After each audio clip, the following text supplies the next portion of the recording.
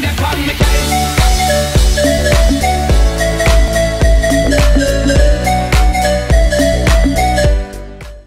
Hey, what's going on, everyone? Designedcoma here. Welcome back.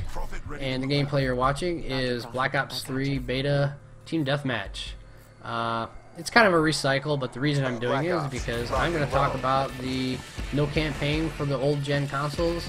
And I know this is old news, but I kind of want to give my opinion upon it and kind of give you guys an idea of, what my thoughts are on the whole situation. Is that what I'm thinking is, first of all, I feel kind of, I feel bad for those guys, the owners of PS3s and 360s who can't obviously get a PS4 or an Xbox One. And I was in the same spot, not too long ago when the consoles first launched, and I had to get creative. I ended up selling my old console, my PS3, my son, because we had to buy two. One for me, and so I have my own to do my stuff on, and then my kids have theirs that they do their stuff on and they play on and all that good stuff. So that way they're not kind of interfering. Anyway, so yeah, no campaign for the old generation consoles, and that kind of stinks for them. They're still getting some decent stuff, but a lot of stuff they're not getting. Like they're not going to have the, I believe the paint shop they're not going to have. Aside from the campaign mode, and what I'm thinking is, I'm almost starting to feel like that we're going to see more of this. Okay, because old gen is old gen, and now that the PS4 and Xbox One, they got some pretty good power in there, and it's so much easier to program and code and create games for the PS4 now that really the PS3 is it's difficult. It is difficult for studios to create games on those, and we all know this from the past, past stories and things like that. So I really think we're going to start seeing more of this. I mean, Mortal Kombat, the new Mortal Kombat was supposed to come out on the old gen. It didn't happen, and so I really think we're going to start to see more of it, because it really comes down to quality and cost. They're not going to put something out that is just cheesy quality and crap, because the gaming community will obviously tear it to pieces. We're pretty outspoken when it comes to our games, and they don't want to put anything out that's just not going to make any money, because it needs to make money. It's not cheap to make these kinds of games anymore. It's not. We're not in 8-bit days and things like that. Enemy down. The games are really expensive these days. So yeah, I think we're going to start to see more of it. If depending on the size of the game and how complicated it is, it's I don't think we're going to see it coming out on the old gens. Yeah, I think we'll start seeing more of it. So those are my thoughts on that. So what else has been going on with me? Well, I know it's been a while since I've uploaded, and I'm doing this face cam thing for the first time, and I hope it's cool, and I hope it comes out great.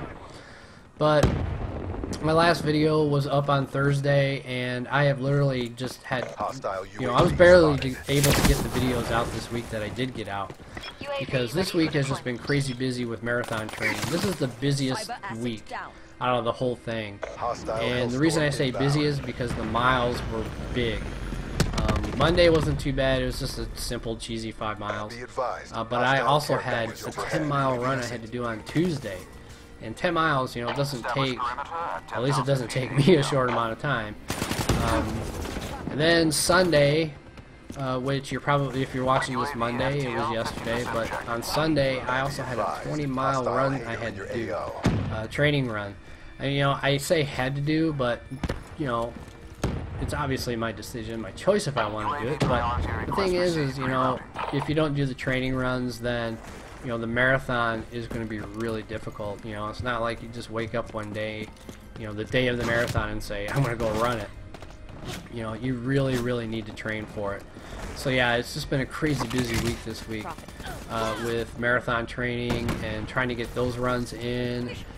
And I'm also a team captain for the group that I have, and so I got to help those guys out too as well, with their issues and any problems they're facing. So yeah, you know, marathon training's been real crazy this week. I'm going to talk some more about that in a different video at some point. But what else has been going on? Well, you know, I have been fighting these yellow jackets for about a week now. And I finally got some stuff that looks like it's working. It's definitely killing them, but at the same time, they're kind of in the house at this point. They're in our storage room, which is closed off. It does have a door, but you know, yellow jackets aren't stupid. You know, they will eventually find a way into a different space. And what's been going on is I tried killing them with the spray stuff first because we had thought they were in the wall cavity on the outside of our house because they're getting in underneath our siding, and we had thought they were in the wall cavity there. And I'm talking about the space between the two studs. Turns out they're not. So it looks like their nest is actually in the basement, in the space that if you look behind me, you see the rafters that are running for the floor above me. Where they end at the top of the ceiling wall, there's a space there. And you know, if you have a basement, you know what I'm talking about. But in Michigan, you know, we put insulation up in there to help cut down on drafts, you know, coming into the basement and help keep the house warm, you know, so the floor doesn't get real cold. So yeah, you know, I think it looks like the nest is probably right behind that. I think that's where they're building the nest. Because when I bought this insecticide and blew it in there, they kind of came in to the storage room. So yeah, I've been fighting those guys. I'm calling a pest guy tomorrow though. So I hope you guys enjoyed the video. If you did, don't forget to give it a like, favorite, and subscribe. And I will catch you guys in the next one.